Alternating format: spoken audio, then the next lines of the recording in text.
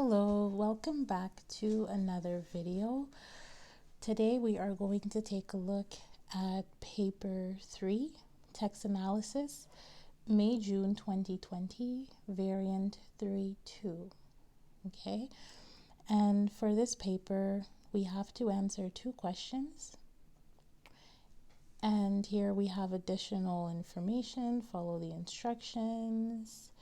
If you need more paper, ask for that. And of course, we are reminded that your solutions need to include good English, vocabulary, expressions, and clear presentation as well. Okay, total marks for this paper is 50. And the number of marks for each question or part question is shown in brackets. All right, so let's get started. Okay, so here our first question. Oops, get this out my way. Okay, our first question. The following text is an extract from a newspaper article about karate by Peter Cardy. Part A. Imagine that you work for the marketing department of the Karate Kaikan and you wish to attract more tourists to the complex. Produce an advertisement for publication in a travel magazine. Write the text of your advertisement in 120 to 150 words. Part B, compare the language and style of your advertisement with the language and style of the original article. So here, just going to underline this because it is important.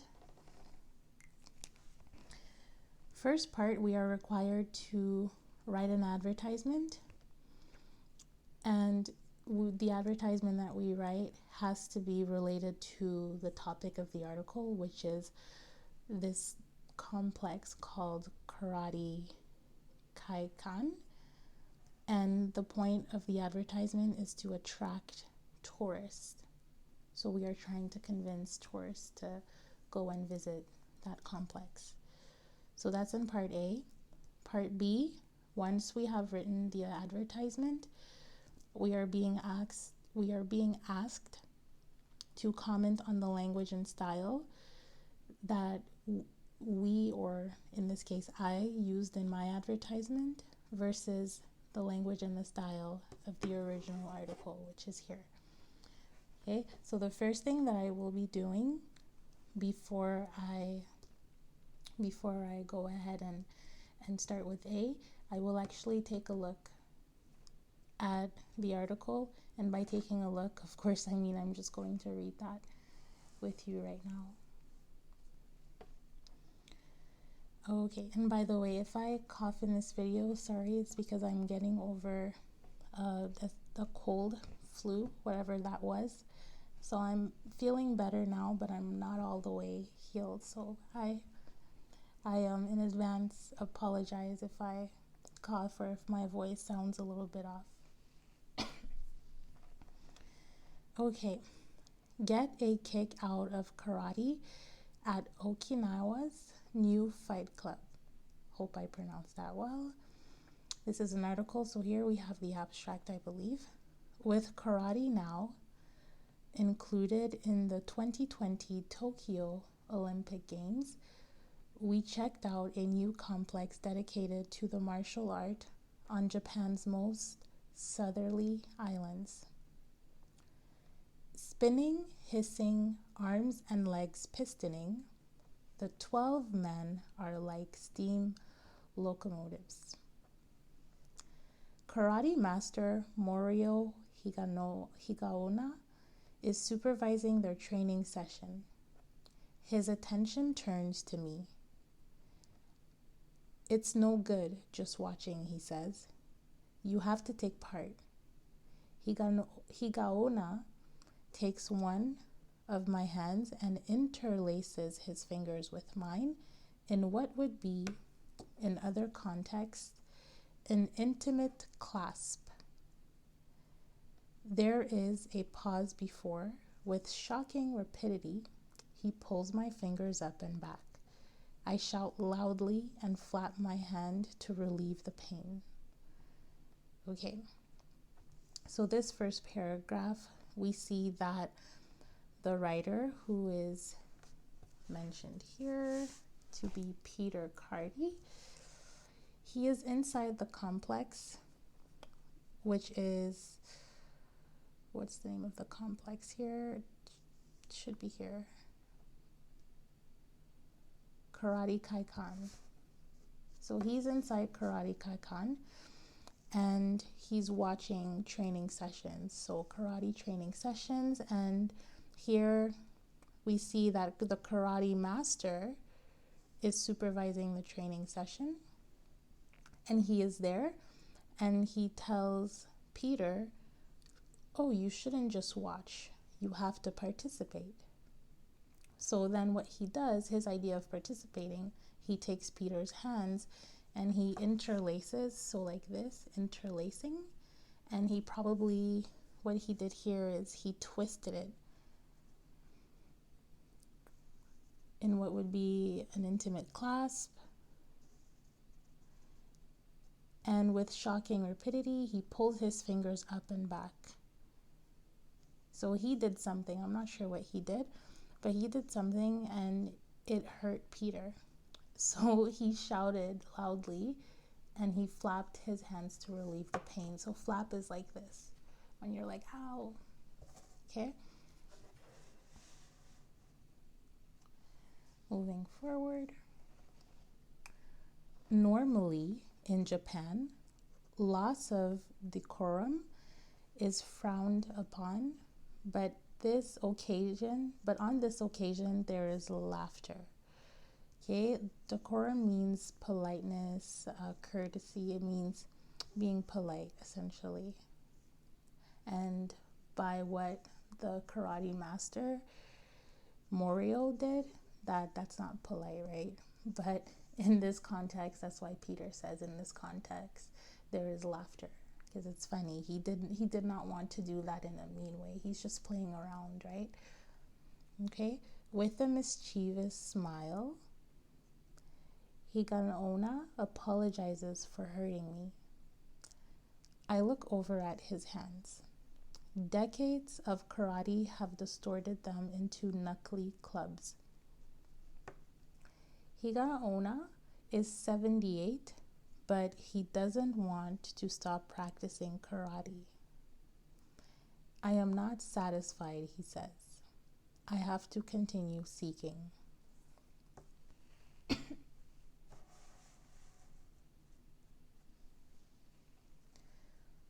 Okinawa is an archipelago, not too sure. I believe it's archipelago. Yes, archipelago in southern Japan with tasty cuisine, coral reefs to dive for, and more perfect beaches than you can shake a flip-flop at. It is also the historic home of karate.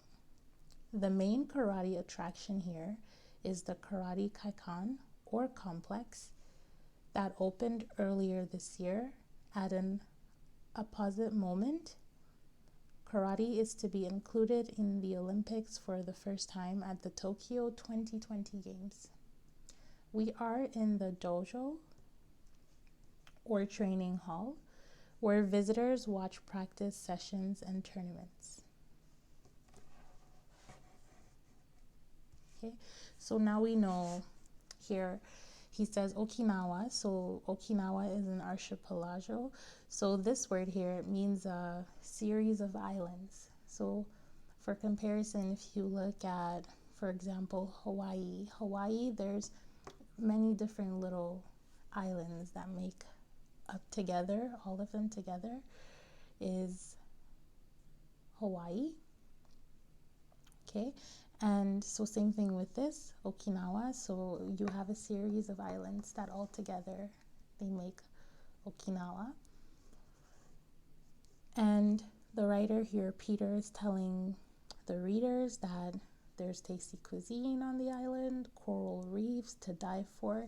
Here I didn't underline, but I'll get to that later for figure of speech here. Coral reefs to die for and more perfect beaches than you can shake a flip-flop at. Okay? And then he also mentions here that karate will be included for the first time at the Tokyo 2020 Games. And then here, remember in the first paragraph, when he's talking about the practices, he refers to the first paragraph by here explicitly stating that he is currently, so for this portion of the text here, he's describing what he is witnessing in the dojo or training hall. So he is in the training hall at that moment.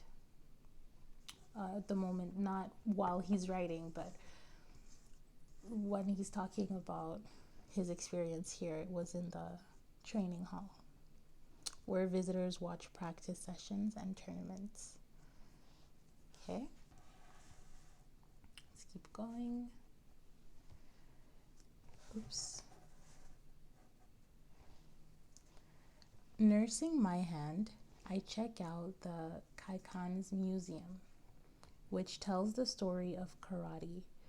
The genesis of this martial art, I learn, is all about synthesis.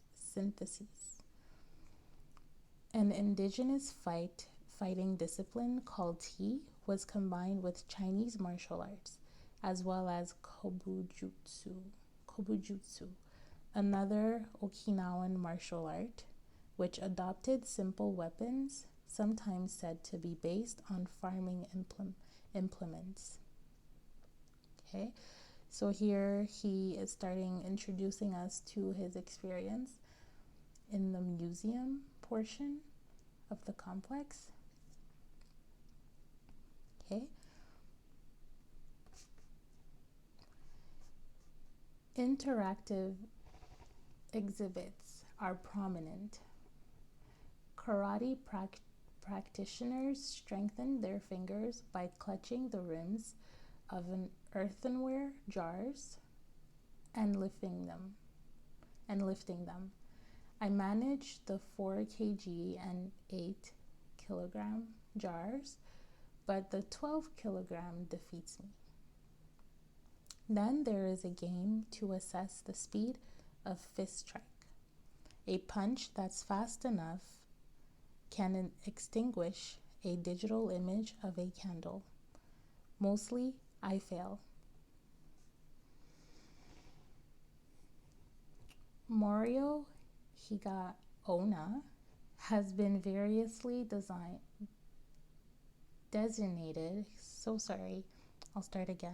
Morio Higaonna has been variously designated as an official Okinawan asset and as the world's most dangerous man. He says, I'm proud of the Kaikan. It's splendid. He is equally clear about the Olympics. We have traditional karate and we have a sport karate. For the Olympics, sport karate is okay. When we bid each other farewell, in lieu of a handshake, I offer him a polite bow.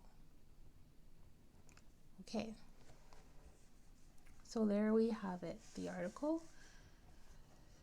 So the article, we see the structure. We have the title, we have the abstract, we have the body, and then we have, we don't have a conclusion in this. We actually don't have a conclusion in this extract. And remember, we do have information here. This is an extract, okay? An extract, so it's not the entire article, which makes sense why the conclusion seems to be kind of abrupt. You know, if the article really finished like this, it would be strange, but it's okay because it is an extract. Okay, and now let's move to portion A, so part A of our question, which is asking us to imagine that we work, in this case I work, for the marketing department of the Karate Kaikan. So Kaikan meaning complex, so the karate complex, and you wish to attract more tourists to the complex. So the goal of my advertisement is to attract more tourists to the complex. And then it says, produce an advertisement for publication in a travel magazine. It's asking to produce an advertisement, so it's actually the entire advertisement.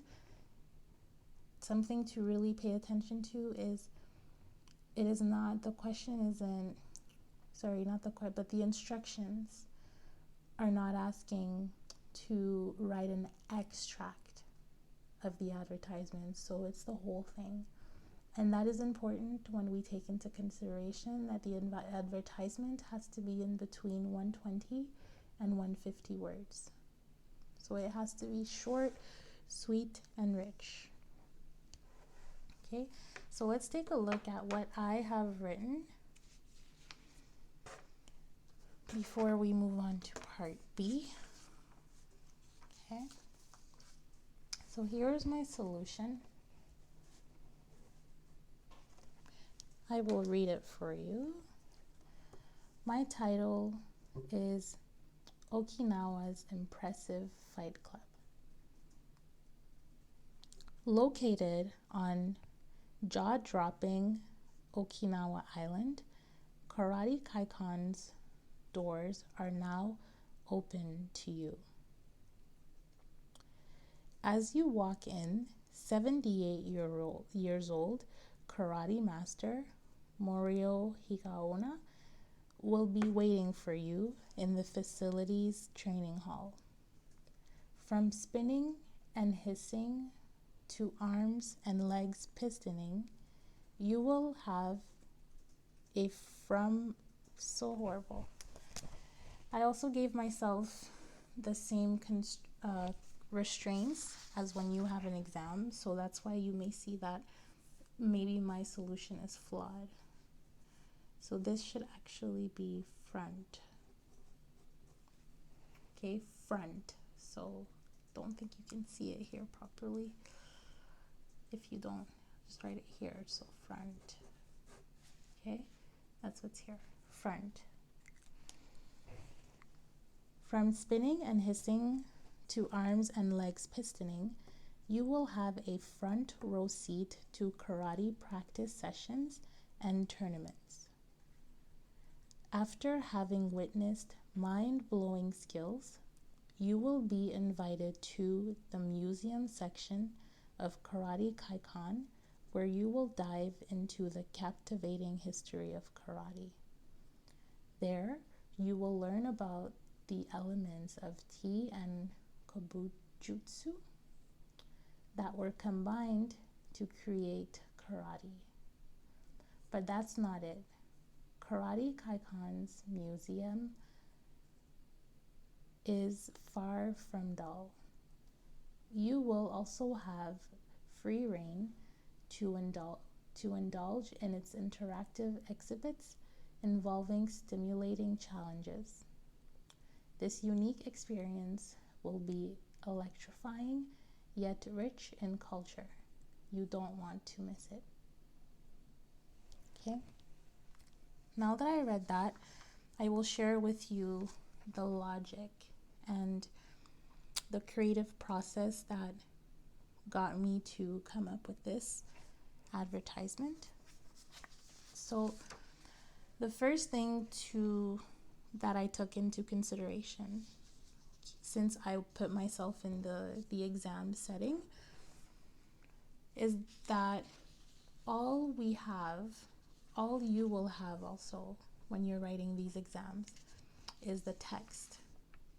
So everything that you would be able to use in your advertisement about Karate Kaikan is literally all going to come from this article. So whatever you're given, right?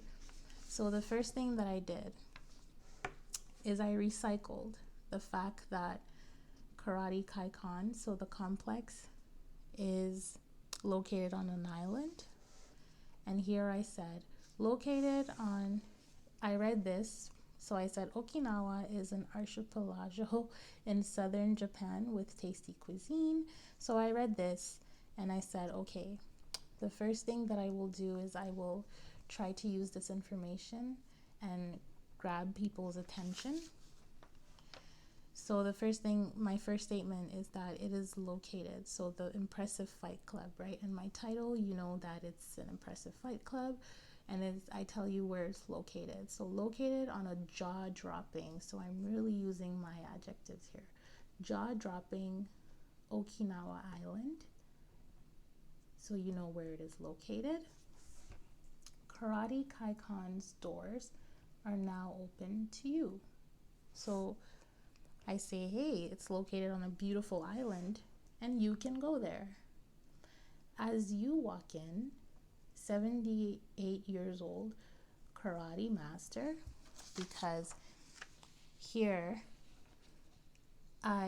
the first thing that was mentioned in the article was that there's a karate master that supervises the training sessions, and he interacted with Peter, and Peter was visiting, right, the complex. So in my advertisement, I say, hey, when you walk in, you're going to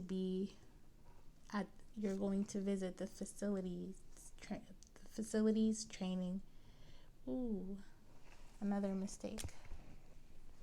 See, I would be losing some marks here. Hopefully you don't make the same mistake. But I'm happy that you see the mistakes that I make, because it shows you that I'm putting myself in the same settings that you would be. Okay, so facilities, it should be like this. The facilities, right? So the complex is just a synonym for complex, right? The karate complex or the karate facility. And the facility has a training hall, so facilities training hall. Okay, so back to the idea. Here, the first thing that Peter did was he interacted with the karate master. So I thought that in the advertisement, it would be nice to tell people, hey, if you actually come to Karate Kaikon, you will probably meet the karate master too. So that's why the next thing I say, I talk about when you walk in, just to give people some sort of mental picture of what will happen during their experience. So that's why I say, as you walk in, the karate master, 78 years old too, because I think it makes it cool because he's 78. So he makes you think of that cool Sifu who just is very wise, kind of like Yoda. You know, imagine if Yoda was 20 years old. I don't think Yoda would be as cool if he was young. So, 78 years old, you're like, wow, he's a karate master and he's pretty old. So that's pretty cool. Okay, so that's why I mentioned the age there. And then the fact that he's a karate master is highlighted through a passing comment. And I say, we'll be waiting for you. Okay, as in advertisement again, you want to make people feel special and, whoa, so there's a karate master who's specifically waiting for me? Cool, I need to go then. Okay, so it's psychology. Moving on, from spinning and hissing to arms, and legs pistoning, you will have a front row seat to karate practice sessions and tournaments. So then I just add on to my previous statement, which is that you will be located in the training hall.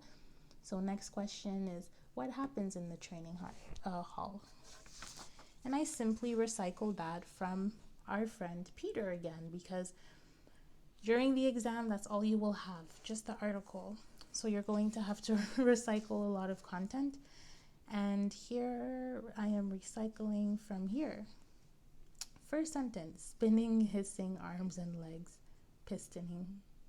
Okay. And he says training sessions. So that's why I say you will witness the training sessions and the tournaments.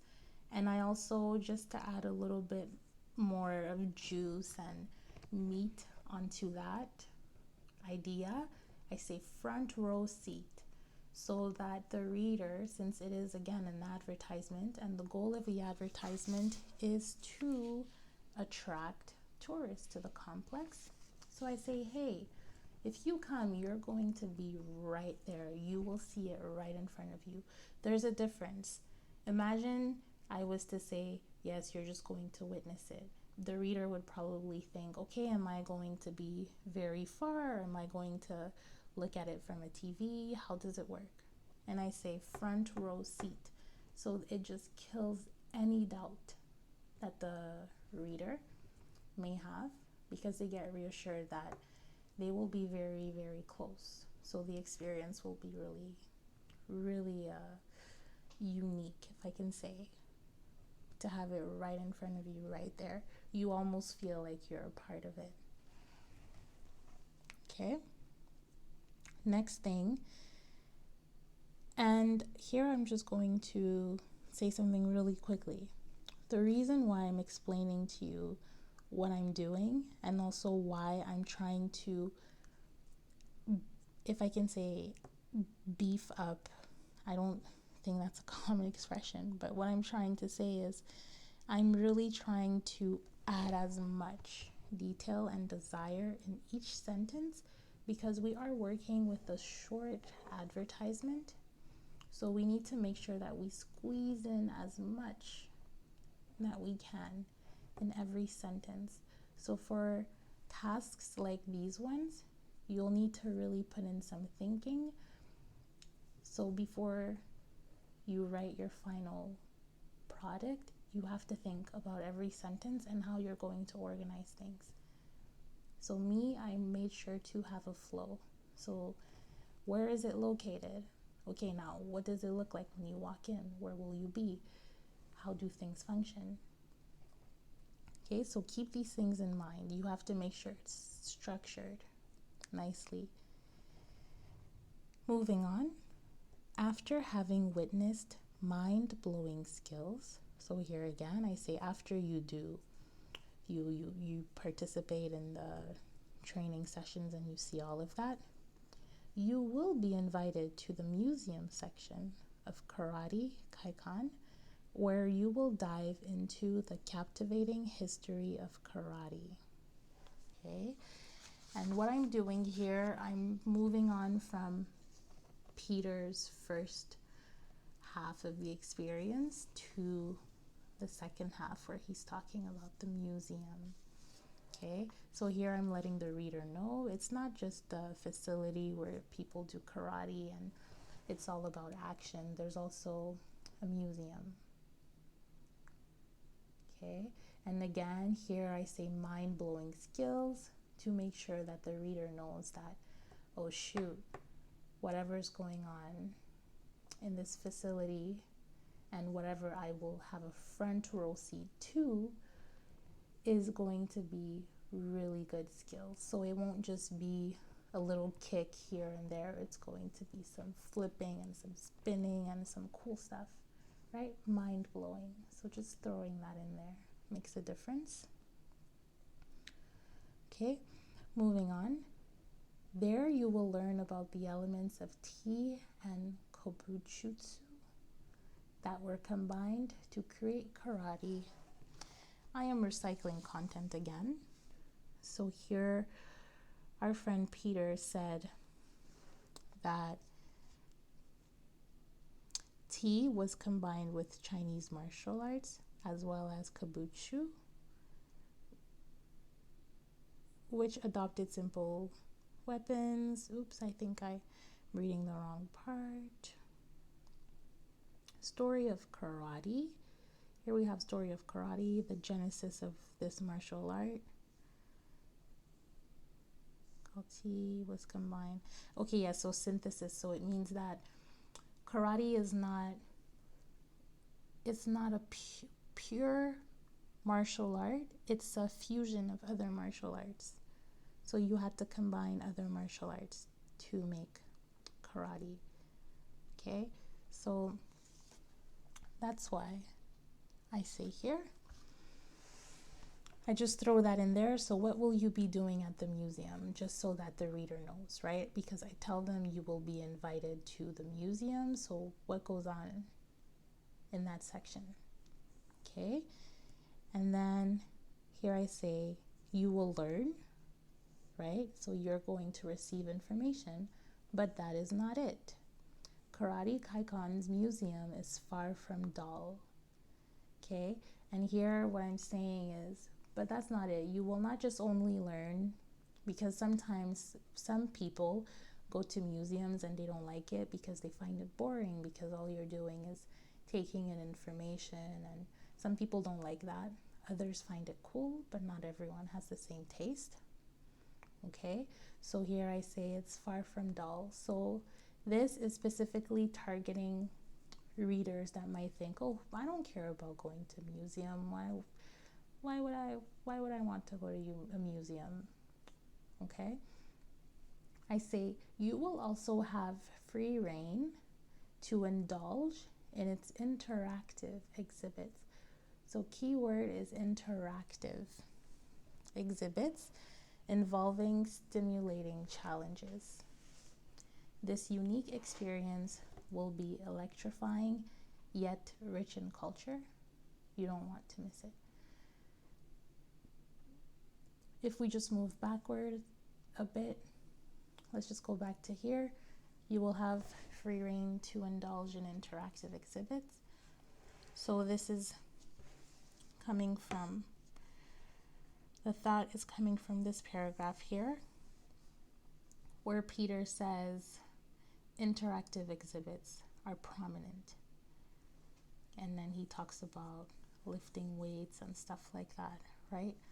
So that's why I had to make sure that I mentioned that you learn stuff. There's readings and a lot of listening that you do in the museum, but you can also do activities, so interactive exhibits. Okay, and then I threw in a little more of an adjective here, stimulating challenges. So it means that it will actually have an effect and interest you, captivate you. Okay, and then to conclude, because here I counted 1, 2, 3, 4, 5, 6, 7, 8, 9, 10, and I have 1, 2, 3, 4, 5, 6, 7, 8, 9, 10.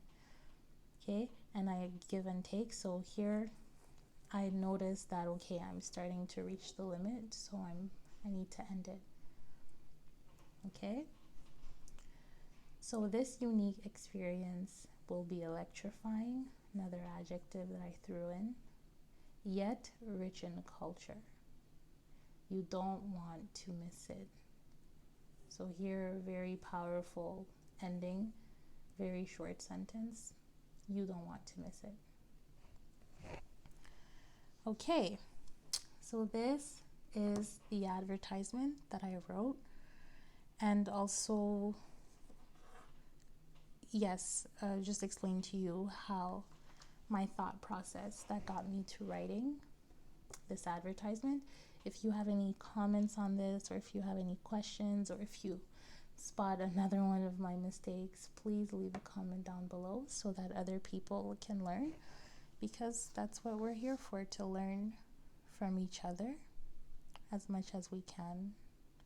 Okay, so don't be shy to point out my mistakes if there are any, and I'll address them in the comment section. Okay, now let's move on to our part B. Compare the language and style of your advertisement with the language and style of the original article. Okay, so first and foremost, two very easy comments that we could make, and I guess that this will be different, right? This is where it gets a little bit tricky, because your advertisement, your idea may be completely different than mine, and that's completely fine, right? So this, my explanation here, my answer for this part is definitely just based on what I did, right? Okay? So it may not apply to what you have. Okay? So first thing, what I will do though is let's go through the notes that I've made about the article, because the notes about the article should be the same for the both of us. There may be stuff that you noticed that I didn't notice, or things that I noticed that you didn't notice. Okay, and the comment section is there for that again. All right, so style. First thing that we can point out, very obvious about the style, is this text has the shape of an article, of course, and we are told explicitly that it's a newspaper article. Excuse me. Excuse me. Okay, we are explicitly told that it is a newspaper article. We have the title, we have the abstract, and then we have the body. And the fact that it's an extract, we are missing a conclusion. Okay, now let's cross-check that with my advertisement. My advertisement, we have a title. So cool, two things that are similar there. Title, and it's very short compared to the extract. So advertisement is shorter, which makes sense because if your advertisement is the length of an article, that's a little bit alarming because it's supposed to be quick and sweet, right? So advertisement is shorter. And when I was reading the article, I'm not sure if you would agree, but I find that the article is I don't know if this is the correct way to express my thought, but I was thinking the article is less advertising than the advertisement, which makes sense because the advertisement is solely made for advertising, but an article can be used to advertise, but it's not too strong on the advertising, right? Here in the title, get a kick out of karate at Okinawa's new fight club. So this is kind of an advertisement. Well, it is. It's not kind of. It is an advertisement because the title already is inviting people to go. But when we read it, we can tell that the advertisement is done through a description and informative style, specifically in relation to Peter's experience. So here it's a walkthrough of what Peter experienced with some information here, some good information here and there, right? While the advertisement that I wrote is strictly just probably descriptive, less information, information going on in here, less detailed information, if I can say. Because yes, there is the location, and I do reveal that karate is composed of tea and kabujutsu. Okay, so there's information in the text as well, but not as much detailed information as Peter, because again, this one is shorter. So these are the two things that immediately were obvious to me. Okay, second thing is figure of speech. Okay, notice here the 12 men are like steam locomotives. Okay, we have a simile there, we have imagery as well.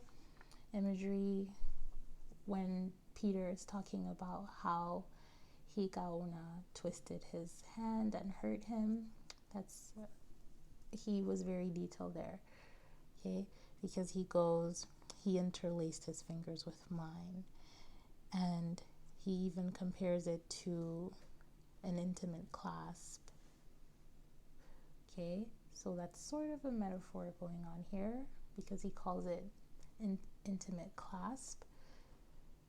And then he even gets into more details when he says there's a pause before, and then he pulled his fingers up and back. So he's being very descriptive here for you to get an image of exactly what happened in this situation. Okay, so that gives us the effective imagery because you imagine. And then there's a metaphor here. Decades of karate have distorted them into knuckly clubs. So we have another figure of speech there. And here I did not underline it. But when he says coral reefs to dive for. Okay.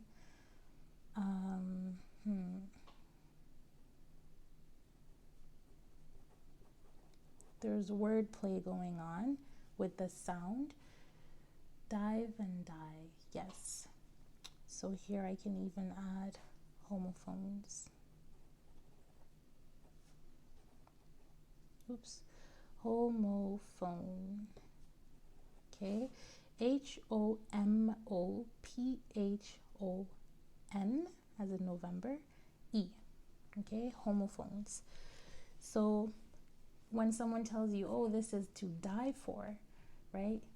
You die for something. So here there's a wordplay because he says the coral reefs which are in the ocean are to dive for. So I think that there's a double meaning there. So he's playing on the sound, to die versus dive for. So it's so beautiful, you would dive for it, dive. And there's somewhat a pun there as well. I could add pun, so wordplay pun. Coral reefs to dive. You literally dive for it, and then he's playing on the homophones there, dive and dive. Okay.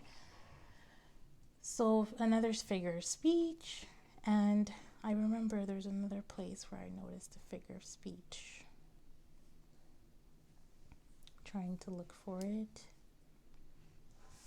I noticed as we were reading. Let me take a look here, just 2 seconds. Yes, right here.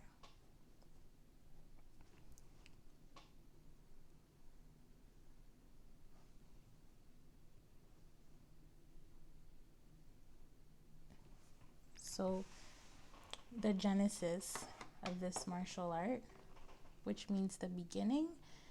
So it's the beginning.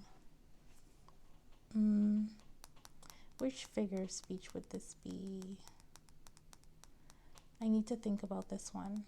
Off the top of my head, I am not confident on which one it would be. The genesis of this martial art. As soon as there's something going on here as far as figure of speech, but right now it's slipping my mind, so I will leave that in the description for you. Okay, but the point is that so far we spotted 1, 2, 3, 4, 5, maybe. Okay, so at least 4 figures of speech. And if we look at my advertisement, I don't use figure of speech, which maybe it's good for part B because it helps me in the comparison. I can say I don't use figure of speech or as many. Let me see if I can notice figure of speech.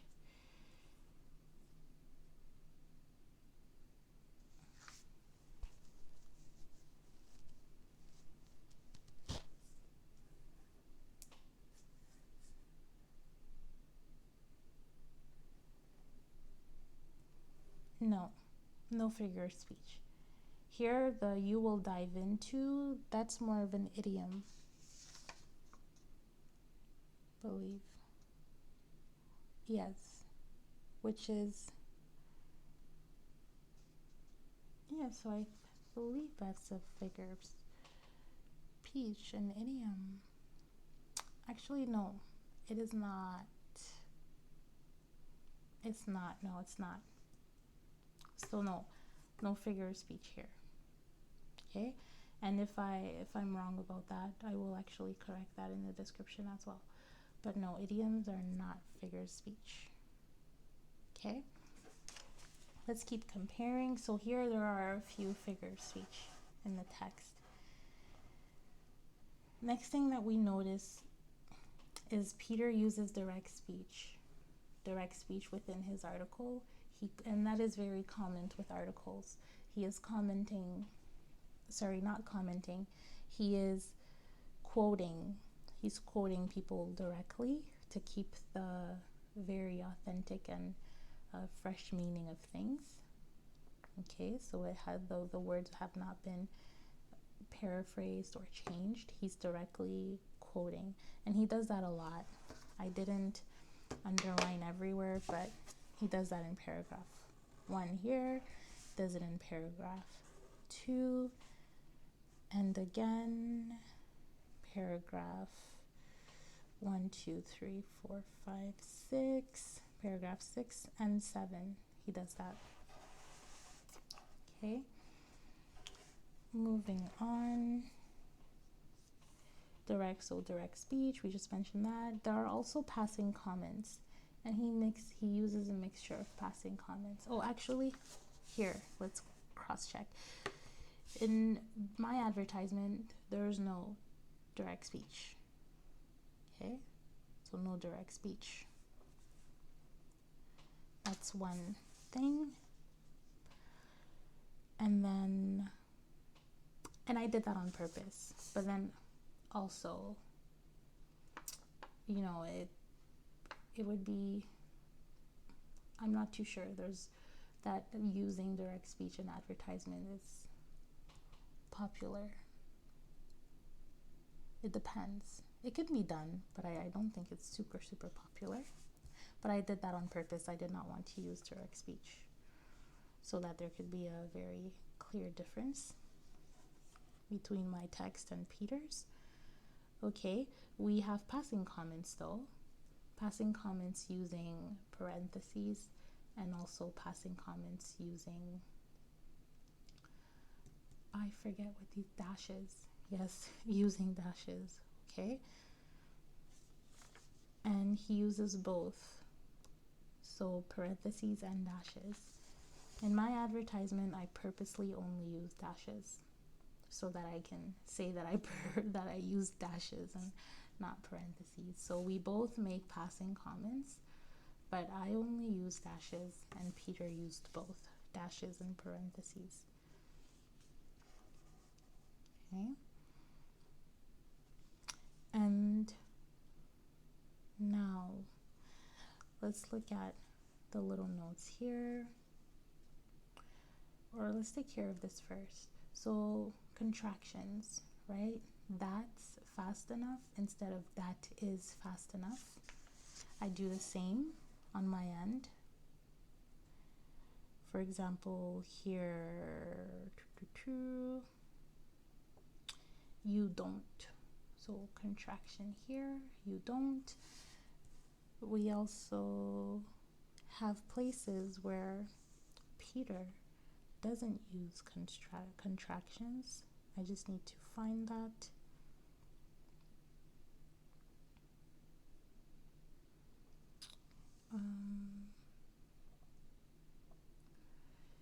Sorry, I should have underlined it, but I will find that in a minute.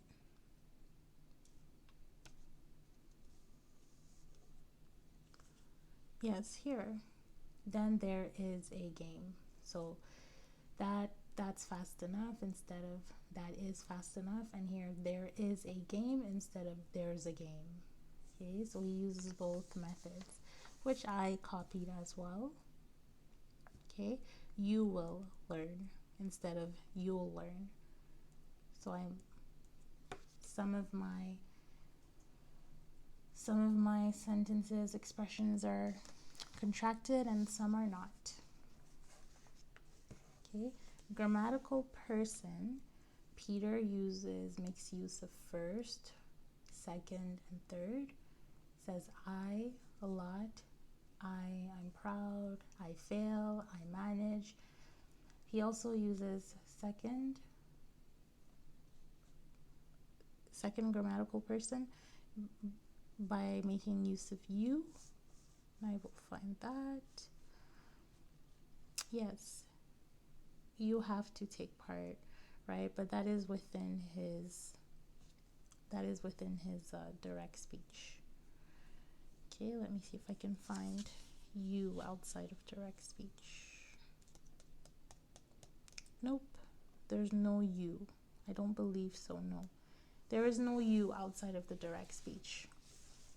He also uses third person when he speaks about our karate master. He says, he pulls my finger. Okay. And here again, he is equally clear about the Olympics. So he uses all three. While me, in my advertisement, I just use second, you. Purposely did that as well for the clear comparison there. Okay, which is another thing I want to mention. When they're asking you to compare something that you do versus something that is already given, it's good to, first step is to first step is to definitely highlight, make some notes about the structure before you write your own, so that you can do things purposely, so you have a lot of good content to compare, right? So I purposely only used you. So second grammatical person. And it makes sense because it is an advertisement, so I am targeting specifically the reader. Okay, now let's take a look at our sentences.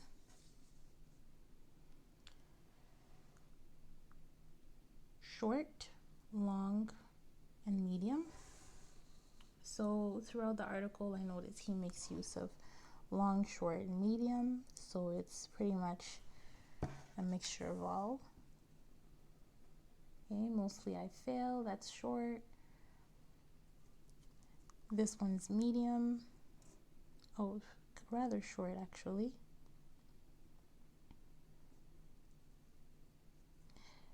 Oh, if we actually want to take a look at what is dominating, this one is very long here. Long.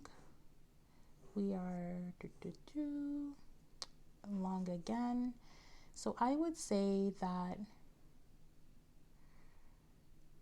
medium and short actually dominate. Okay, let me know what you think in the comment, but I think that medium and short dominate in this article. Next thing that we can talk about is the tone. So me, when I read, I find that Peter has a very informative tone. The way that the words are used, it's very informative. He's giving out a lot of information. He's being descriptive, so it's very informative to me. Okay, and my advertisement is more enthusiastic.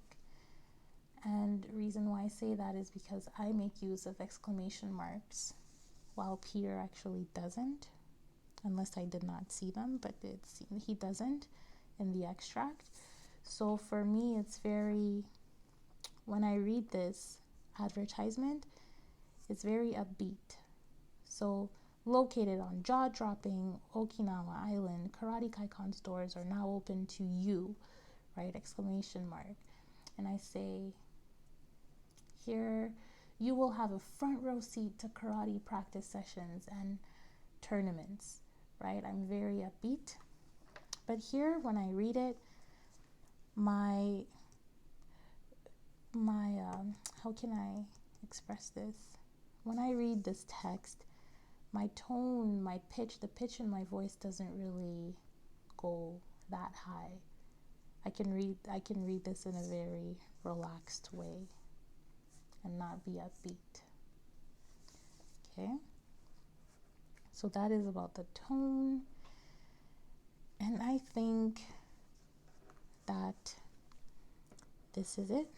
This is what I have to say about the differences between my advertisement and the original article.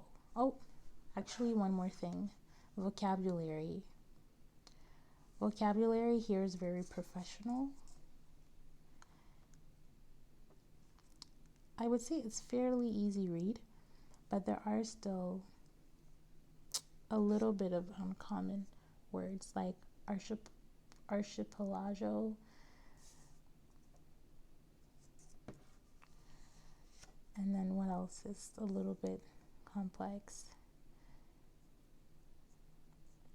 Synthesis, prominent. He can say interactive exhibits are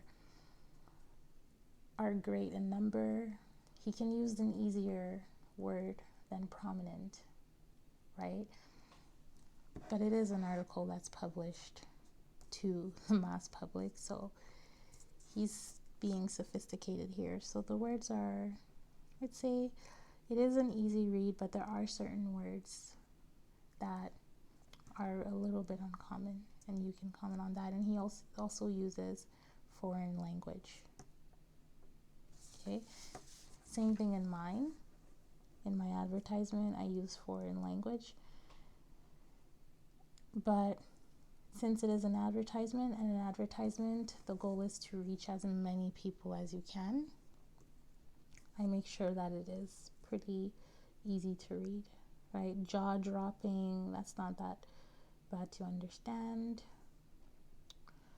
What else? Mind-blowing, not hard to understand. Captivating, pretty common, right? So, yes.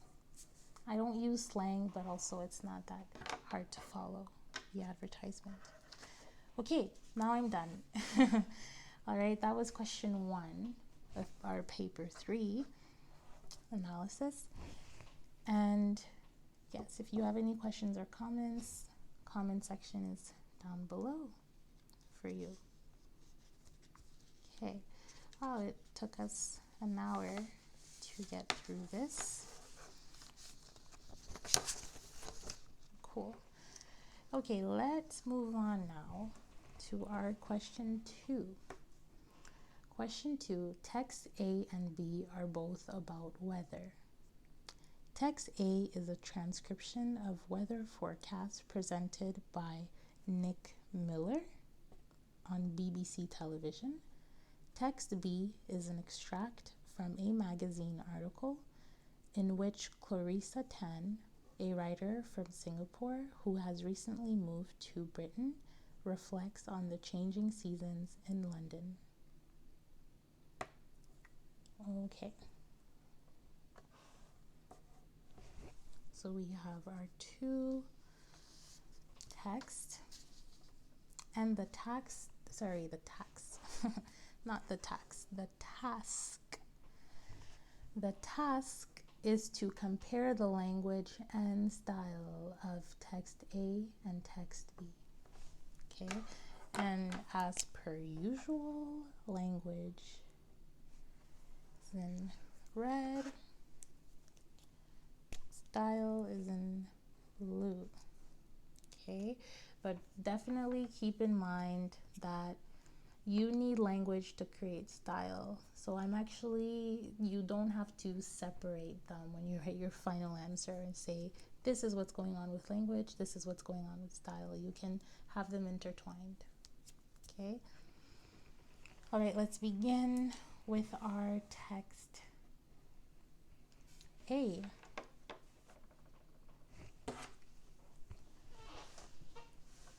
The UK is caught in a battle at the moment between the really cold air coming in from east and the less cold air trying to push in from the Atlantic.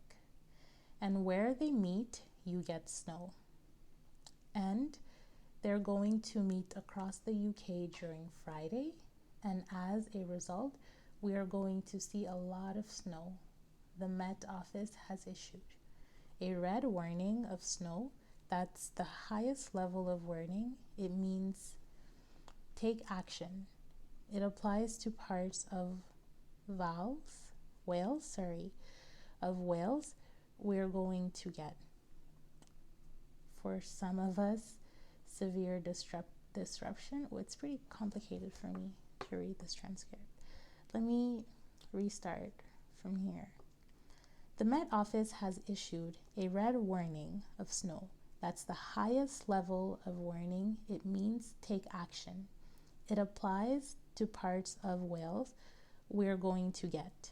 For some of us, severe disruption. Now, these are the Met Office warnings areas for Friday. The yellow you can see here, be aware, and I think many of us in the yellow area will get some snow at some stage during Friday. The amber means be prepared for disruption. That includes London, and across the amber area, we could see 5 to 10 meters, up to 4 inches of snow. But the worst area will be in the red zone. Here, now, at the moment, we think that's going to be parts of South and Southeast Wales. Upland areas in particular could get 20 to 30 centimeters of snow, up to 12 inches of heavy drifting snow in southeasterly winds. That's going to cause some severe disruption. So some really nasty, atrocious conditions as we go through Friday. Again, many parts of the UK getting snow at some stage. That does mean travel disruption. Keep in touch with the BBC local radio station and the course BBC Travel Online for the very latest. The cold air looks like staying across the UK during the weekend and indeed for much of next week. And that's a recipe for some pretty cold nights, some very cold days, as well some frost and some ice. So this is the picture then going on through the weekend and much of next week. Temperatures staying below normal for many of us, although occasionally it'll be a little bit milder across western most parts. There'll be frost and ice and still a risk whilst not being a complete snowfest. There will be some snow at times, particularly as you get those weather systems trying to run into that cold air from the Atlantic. And as ever here at BBC Weather, we will keep you updated. Whew. Okay.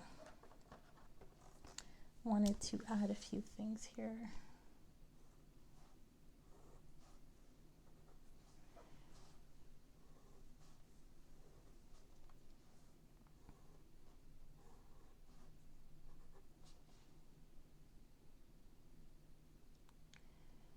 Okay.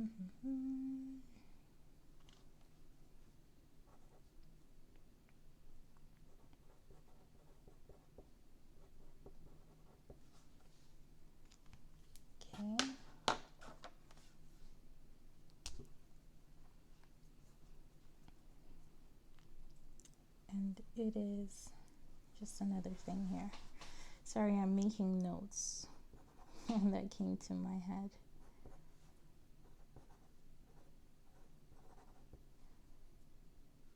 Okay. All right. So here, before we move on to text B, I think it's a good idea to talk about what's going on in text A. So here, clearly in text A, as it is mentioned, we have the transcription of a weather forecast. So first thing, sorry I put this in red, should be the style because it is the type of text. It is a transcription. So we are following someone who is speaking live, okay, and it is perspective text. So the style of writing is perspective because the speaker in this case says there will be snow. He's talking about the weather, not the weather of today, not the weather of yesterday, but the weather of tomorrow, the week after. So that is prospective. So it's in the future. that he's speaking. Okay, and we have the repetition of disruption. A lot of times there's a lot of repetition going, not just with disruption, but also with snow, ice, winds.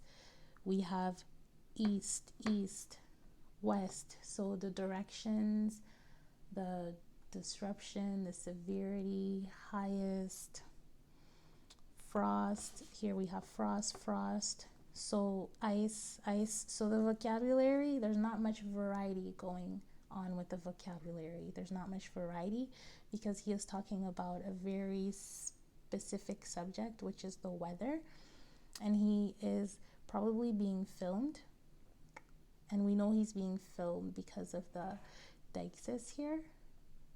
Okay, I'll get to that in a second, but he's being filmed and he's talking to people, so he definitely wants to put a lot of stress on certain things. That's why you have repetition. Okay, he wants people to know that it will be cold, that there will be frost, and also the underlining there explicitly tells us that the words are stressed, right? And if you look at the words that are stressed, some of them are repeated in a stressed manner. Okay, severe disruption, disruption. Where else? Prepared for disruption.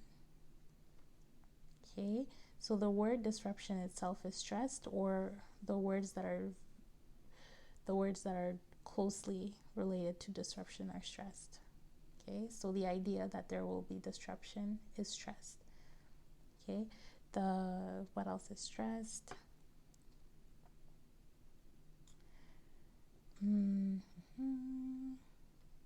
Yes, I think I've covered it. So frost, ice,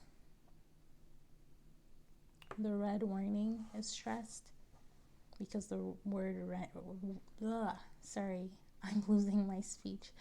The red warning, the tongue twister, the red warning is very important, and after the speaker explicitly says that it is the highest level of warning, which is stressed, highest level.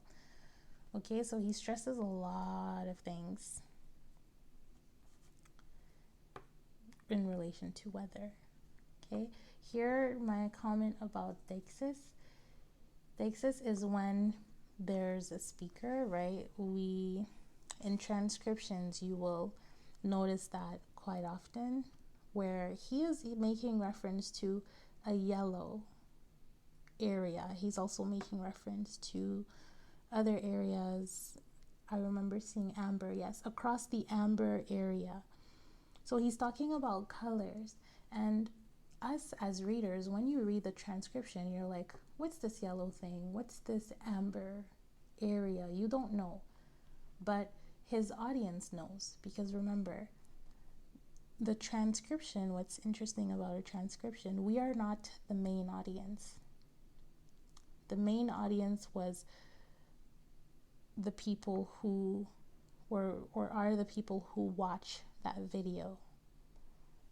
Okay, and he makes reference to things that they can see, but we don't have insight on that because we're not watching. Excuse me. Okay, so that's deixis. Another thing that we have in this text is high and low modality. Modality is the level of certainty when you speak. Okay.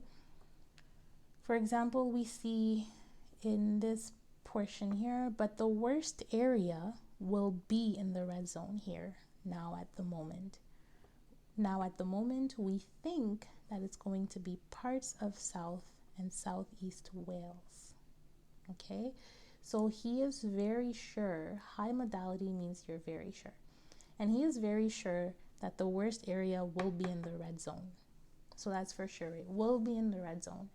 But then now he's not too sure, so low modality, about what does the red zone consist of? So which area are within the red zone? Because then he says, at the moment, so right now, we think that the red zone is going to be parts of South and Southeast Wales. So he thinks, he's not sure.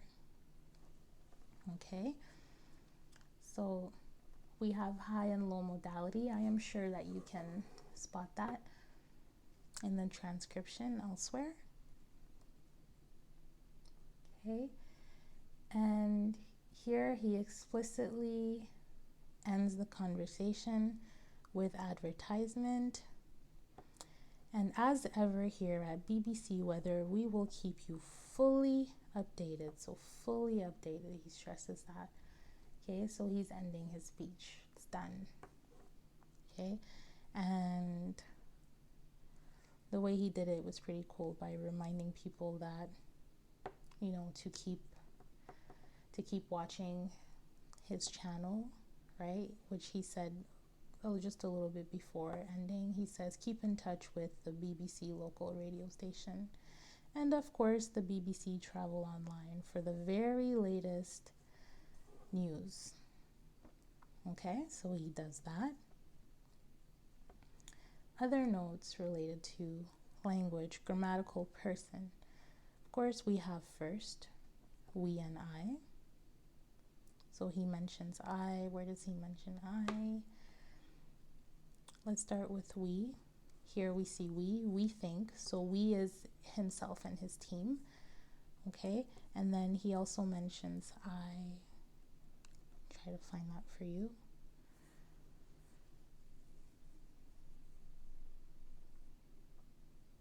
The good thing, by the way, about this transcription is you can read it over and over. It's pretty short. But here we have it. He says, and I think many of us in the yellow area will get some snow, which is another, by the way, statement, low modality. So he's not sure. He says, I think. So he doesn't say, I am sure. I think. Okay, but he uses I. So first, grammatical person. And second, grammatical person, he says you. Let's see, where does he say that?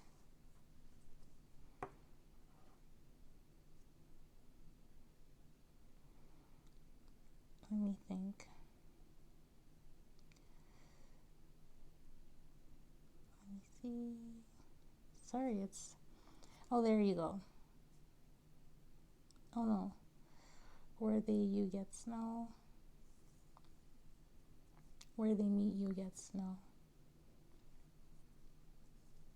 Is that the only instance? Double check quickly. Nope.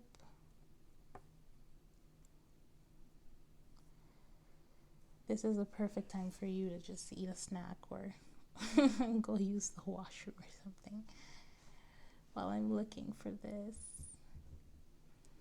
All right. Should be fast enough. No, I only see that there. So actually, I may, just to be safe, I may actually leave the second grammatical person there, because I don't think that you is used as a pronoun. He did not intend. Not sure. But yes, we have just one instance there. Okay. Now let's move on to sentences. This is a little bit harder, trickier to figure out, which you would have to gauge with your own interpretation, the micropauses, but he uses short, long, medium.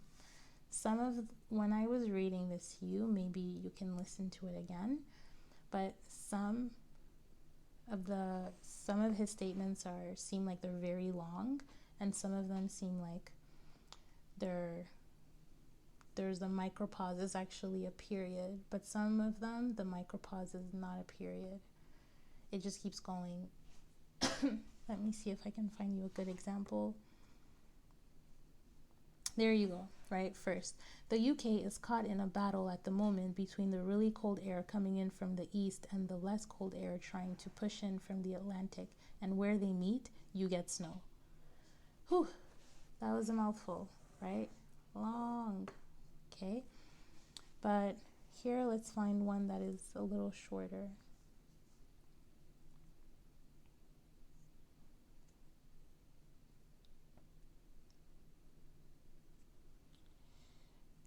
Okay, just looking for that. Yes. Okay.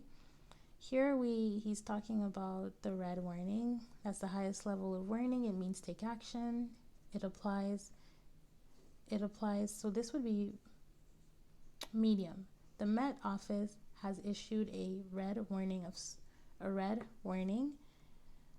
of snow. That's the highest level of warning,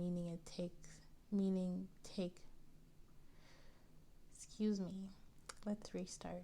The Met Office has issued a red warning of snow. That's the highest level of warning. It means take action. So I would actually say these are two short sentences. The Met Office has issued a red warning of snow. That's the highest warning. It means take action. So yes, maybe two short ones. And then another short, it applies to parts of Wales we're going to get, for some of us, severe disruption. Okay, so this is more medium.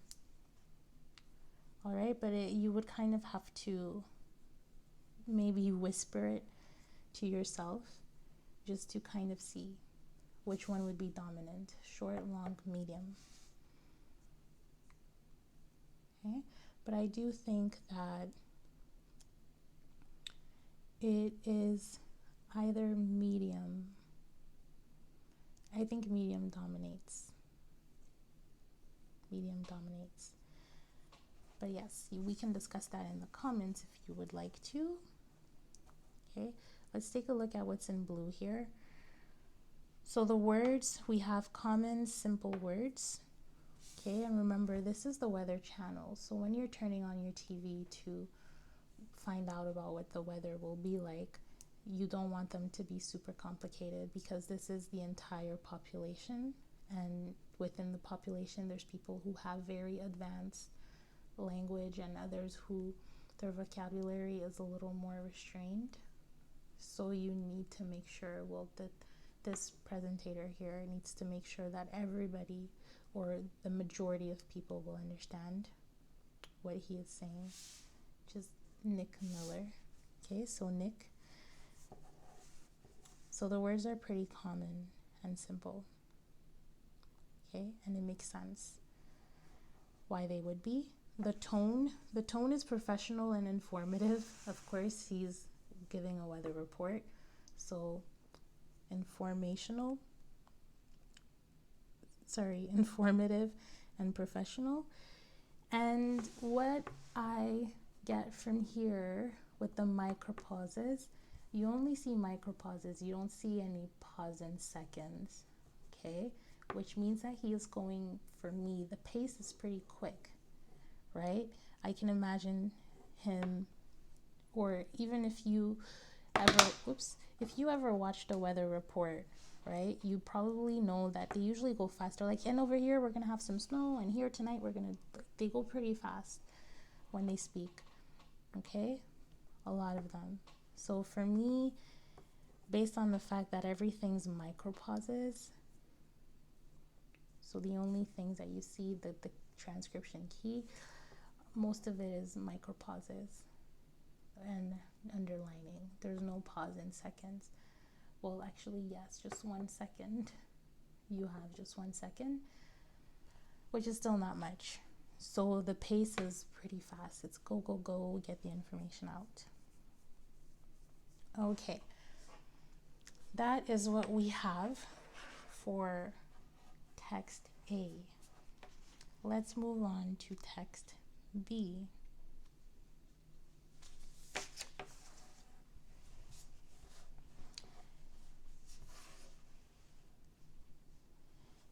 The exquisite joy of my first snowfall. So that's what snow looks like.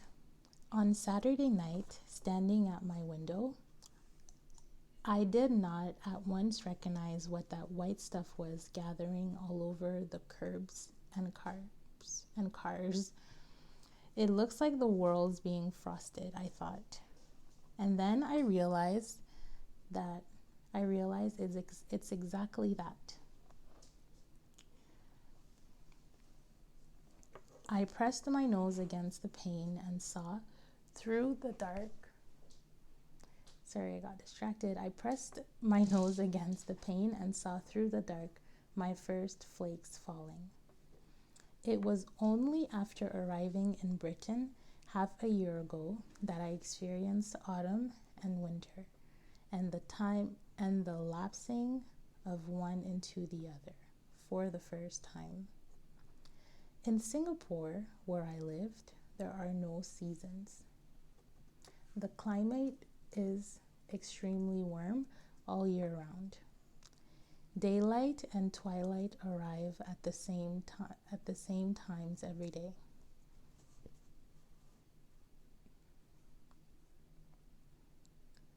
Here I find the flow of the seasons beautiful and somewhat unsettling. In autumn, I watched in awe as trees all over London blazed into reds and yellows. But my wonder turned into a vague worry when their leaves started falling and the trees' arms shorn of their dressings. How mournful, I thought, yet how beautiful it made the ground. Parks and pavements became carpeted in gold as all around leaves wafted down. At a certain moment, it seemed to me everyone in Britain became alert of an unspoken common call. Out came scarves and books. Goodness, not books. Out came scarves and boots and long coats, mitts and gloves and woolly hats. Jackets got puffier, jumpers thicker. Come October, everyone in syncopation set back their clocks by 1 hour. A kind of rite of winter was being performed, I realized.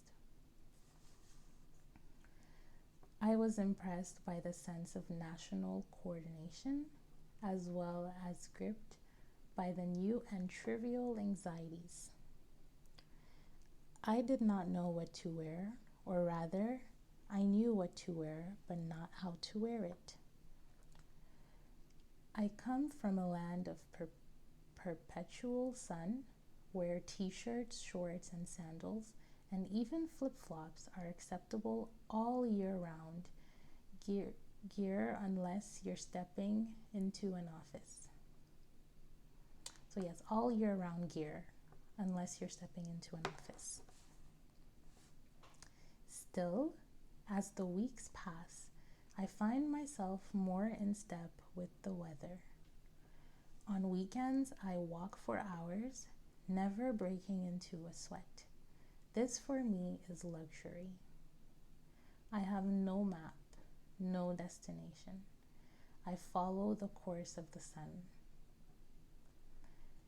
In the cold months, it gives off a beautiful light, but little heat.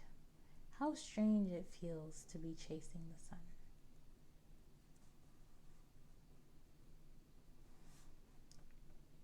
Sometimes I miss the tropics.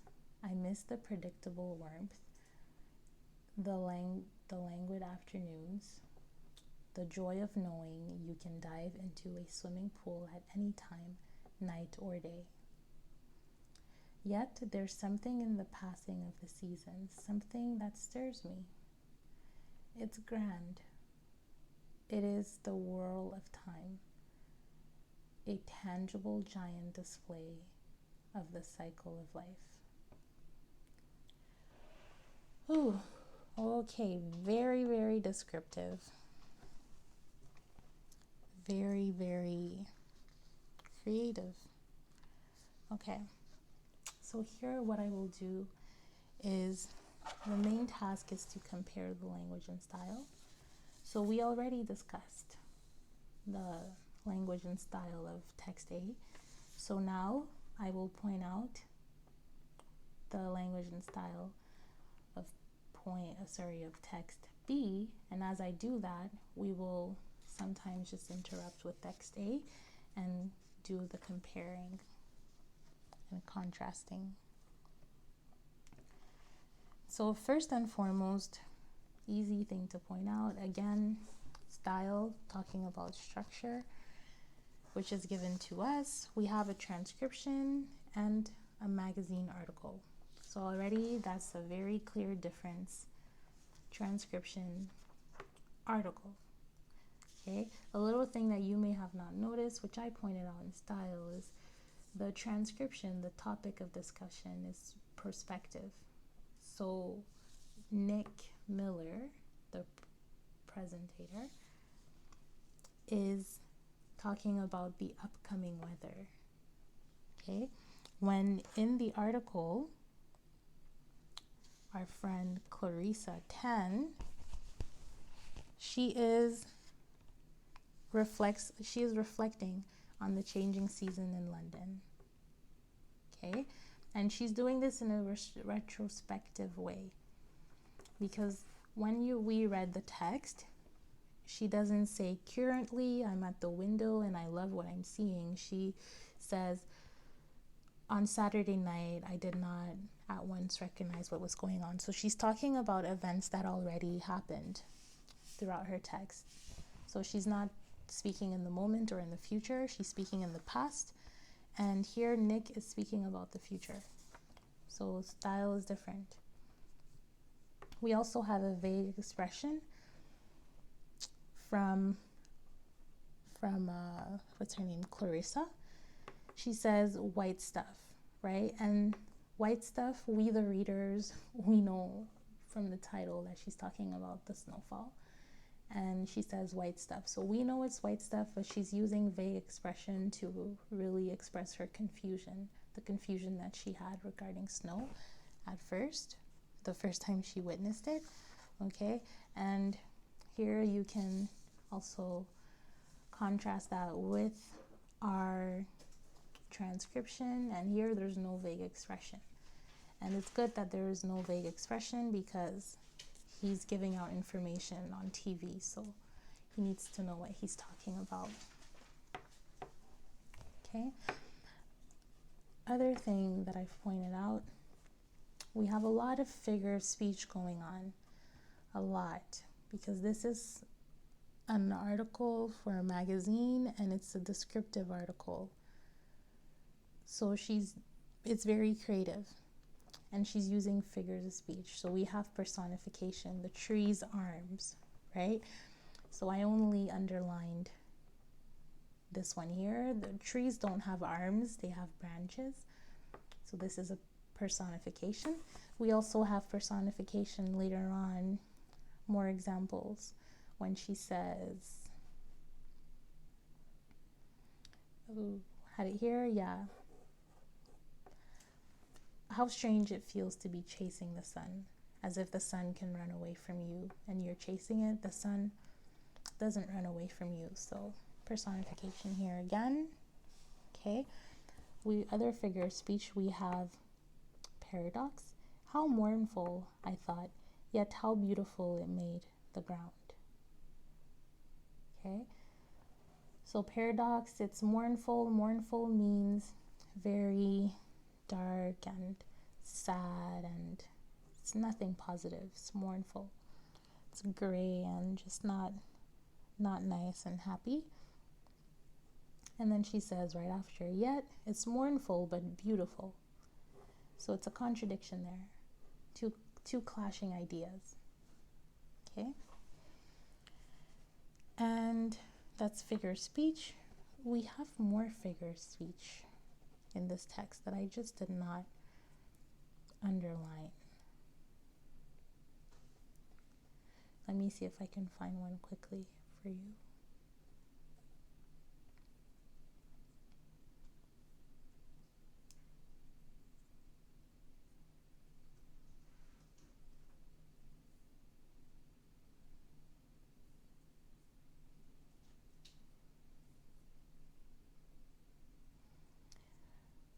I just went silent there.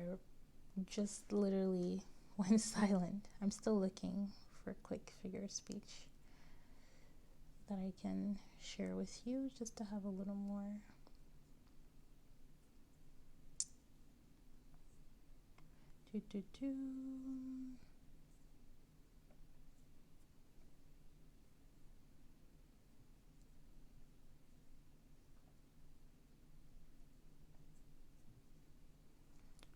Maybe if you have more, you can leave them down below in the comment section.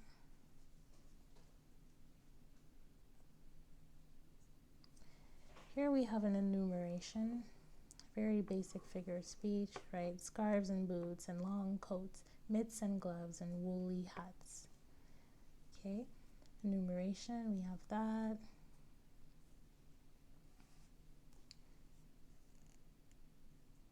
Okay, if you find more, please put it down below in the comments so that other people can benefit from your knowledge as well, right? Okay, let's move on though. Here, as far as language, I noticed that there's some repairing going on. Repairing means that when someone writes something that it's more common in speech. I do it quite often. You must notice in the videos, I'll say something and I say, oh no, rather this, or I should say this instead. Okay, so this is what Clarissa is doing. In these two sentences here, she says, I did not know what to wear, or rather, I knew what to wear, but not how to wear it. Okay, so here she's clearly coming back on her words and she's changing her statement. Okay, she says, I don't know what to wear. Actually, I do know what to wear. I just don't know how to wear it. Okay, so that's repairing. That's going on here. And it's pretty interesting because when you compare it with this text here, this is a live speech. We can tell it's live, it's recorded. He's doing a weather forecast on TV. Okay, there's no repairing going on here. So I find it pretty interesting, funny that there's repairing, and I think that this repairing is for dramatic effect, right? A dramatic effect. So because she's writing an article, if she really wanted to correct herself and it was really a mistake, she could have just deleted it before it was published, right? So this repairing is for dramatic effect. Okay, and there's no repairing going on here. And the fact, you can also argue that the fact that there's no repairing in Nick Miller's speech means that even though this seems like it's a live speech, he probably wrote it and rehearsed it before. Of course, he rehearsed it. That's why it goes very smoothly. He does not stutter. There's no stammering. He's very smooth. No repairing. Okay, so it gives the reader the impression that for this transcript, it captures everything. So if he said or it would have been included in here. But there's no repairing, there's no filler words, so he's very good at his job and he speaks very, very clearly. Okay, another point I wanted to make is we were just talking about the figure of speech. There's no figure of speech. Not many, at least. Not ones that are super obvious to me. So this text is more about, the main focus is to give out the information as it is, very straightforward, right? Very straightforward. But this one here, it's a little more It's a little more, how can I express this thought? This text is a little more creative, and her statements are not as explicit. They're dressed in figures of speech, if I can say so. Okay. We also have passing comments that she makes using dashes. Okay. There are passing comments. And in the transcription, there are no passing comments. Don't believe so, at least. Let's take a look.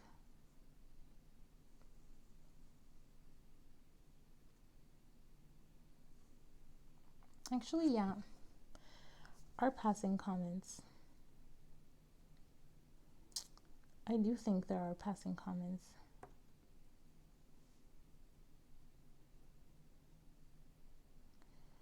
I feel like this here is a passing comment. You can be the judge of that. So let me just read that so you get the gist of what I'm trying to say. A red warning of snow. That's the highest level of warning. It means take action. It applies to parts of Wales we're going to get, for some of us, severe disruption. See, the 2 micropauses, he said, for some of us, we are going to get, and then he clarifies, for some of us. And so not all of us, for some of us. So here I would spot passing comment. I would personally argue that it is. Okay, but of course, I would argue they both have passing comments. But in text B, the passing comment is much more obvious because of the dashes. But in text A, it's more subtle. You just by reading in your head, you might not notice it. Oh, sorry. This is our question 1. I'm here. Yes. Sorry about that. So the passing comments are super obvious here because of the dashes. But here it's going to be hard to spot.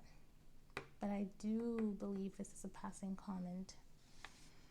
Okay, let's move on. We have the nostalgic tone. Okay, let's talk about the tone. It's funny. When Clarissa is talking about the snow, she's somewhat admiring the snow. She's comparing her experience with weather in Singapore. Yeah, Singapore versus London. So she does say that I have come to a land of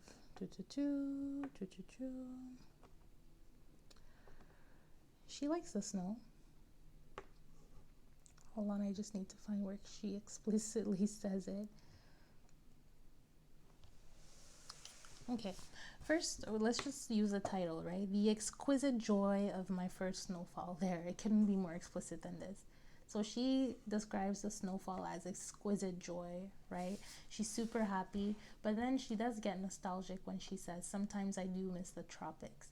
I miss the predictable warmth. So you kind of get a feeling of nostalgia here, all right? But then she does keep going on with her excitement because she says, yet there's something in the passing of seasons that stirs me. It's grand, right? So she is overall very positive about the snow, the weather, and in text A, it's not that positive. In text A, is more, the words that are used have more so of a negative connotation. Nasty, atrocious, cold nights, some very cold days, severe disruption, be aware. All right, so the language here is more on the negative connotation, warning, right? Red warning, highest level of warning. So it's a little bit on the negative end, but here it's the snow is gray, and the changing of season is magical, and we appreciate it, right? It's more soft and appreciative. Okay, so that's a huge contrast that you should mention. Pretty negative over here, and here we're a little more positive. Okay, grammatical person. We have first person, I. Okay. And first person is dominant for both, so that's a similarity. First person, dominant for both. Okay, and here obviously she's talking about her own experience, so she would be using first person. She's not making use of anything else. Okay, just I. But here for Nick, he's using as well as first person, but he says we and I. But he does uses wow. I mean to say he does make use of less pronouns, it seems. Yes, less pronouns than in our text B. Okay. Sentences for Clarissa, they're short and medium. Okay, I haven't spotted any lengthy. That's when maybe you can go back and listen to me read again. But when I was reading, it didn't feel like a mouthful. So here I find the flow of the seasons beautiful and somewhat unsettling. In autumn, I watched in awe as trees all over London blazed into reds and yellows. So they're medium length for the most part. It dominates medium length. Okay, here we still think this one's medium. We have medium length that dominates, and then short when she says,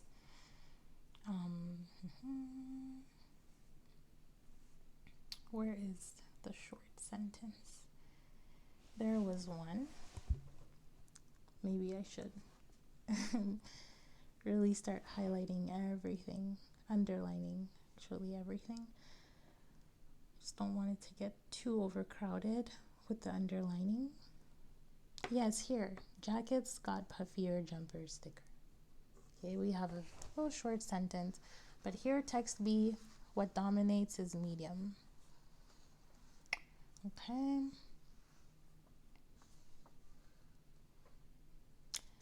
And for text A, dominating, I would say long and medium, fairly half-half. But you can tell me if you agree with that or no. It's harder to tell here because it's a transcription. Okay, we have uncommon and complex words that Clarissa uses, right? For example, languid, perpetual, syncopation, right? It's not very common, these words. And compared to text A, that's very much more simple in nature. We can point that out, right? So the audience, the target audience is different. Okay, so yes, we have definitely uncommon language. Let's look at contractions.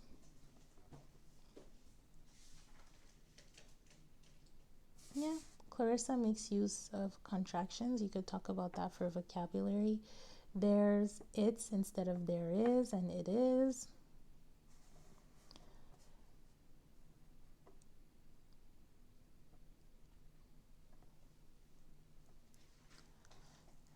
Yep, I did not instead of I didn't. So it's a mixture of contracted words and non-contracted words in our text. It's very formal, text A, I believe. At first glance, I do not see any contractions. Oh, I do. We are going to see a lot of snow. So we, instead of we are going. Conversational, so makes sense. That's going, yeah, uses contractions too. Okay. All right. So this was our little comparison for the language and style of text A and B. We are done. Okay. This was quite a long session that we had, but I'm happy that it's full and complete for you. Okay. So there you have it. Our paper 3, text analysis, May-June 2020, variant 3-2. Thank you so much for making it to the end of the video. I do appreciate your patience. I was a little bit under the weather and I'm still not feeling all the way well, but I'm working on getting more content out for you because I do notice it's important, especially since it's exam season. So I do apologize for not going super crazy with the content. I was not feeling well, but I thank you for being here, and the community is growing. There's more subscribers coming in, and that's a great thing. I really appreciate the support, and don't forget to comment, like the video if it helps you. If you have any questions, please let me know, and I will talk to you in the next video. Oh, and of course, have a great night or a great rest of the day, depending on where you are located in the world.